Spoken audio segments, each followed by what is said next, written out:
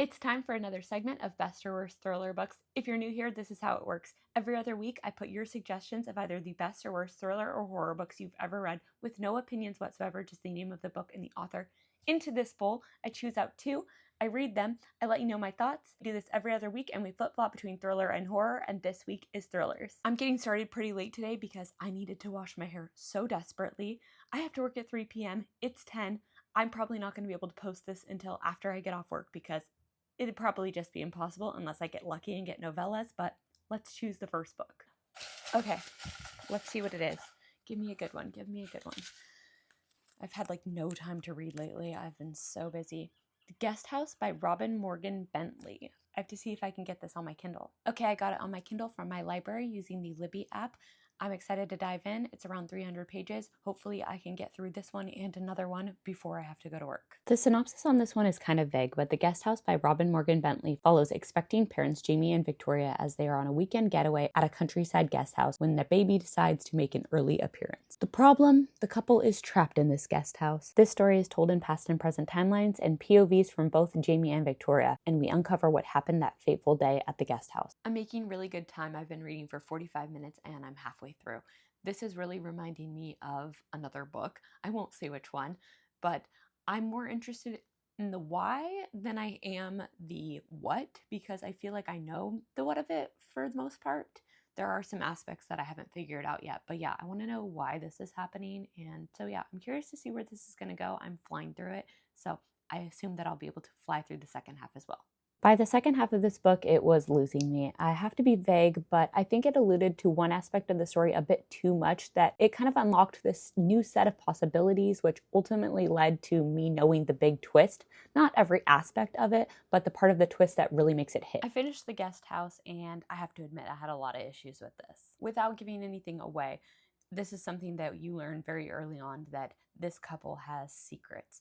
And I'm just somebody who struggles with a book told in first person where the twists and revelations rely on the information being withheld from us as the reader. I think if this book was switched to third person, it would completely switch my views on a lot of things. Not all things, because I definitely had some issues with some of the content that I came across in this book and reasonings for things that just didn't really make sense to me. Overall, I thought this was a solid read, but it just didn't really work for me personally. I think if it was switched to third person, I'd probably rate it like 3.25 stars, but because it's told in first person and I have just issues with the way that it was told and the reasoning behind a lot of the revelations, I'm gonna have to rate this 2 stars. It's definitely not the worst thriller book I've ever read, but it's definitely not the best either. Let me know in the comments if you suggested this and if it was your favorite or least favorite. It's about noon. I took some time to eat lunch, so let's choose the second book.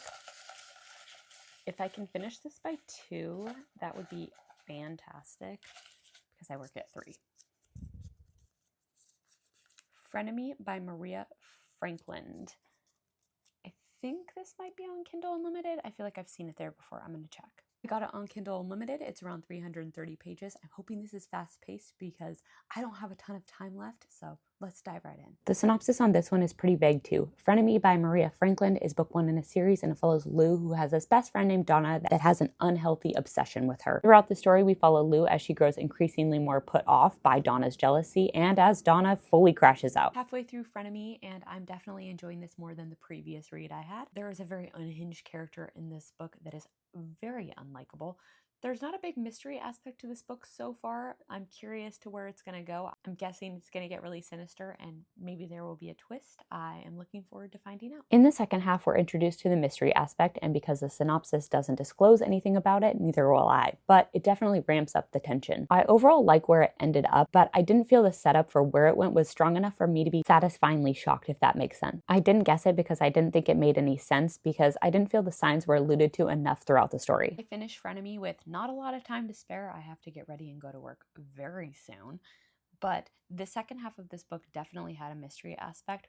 This is way more plot driven than character forward, though there are things about the characters to make you care about them enough to be invested in the story throughout. I will say I wasn't really on board with some of the motives that took place in this story.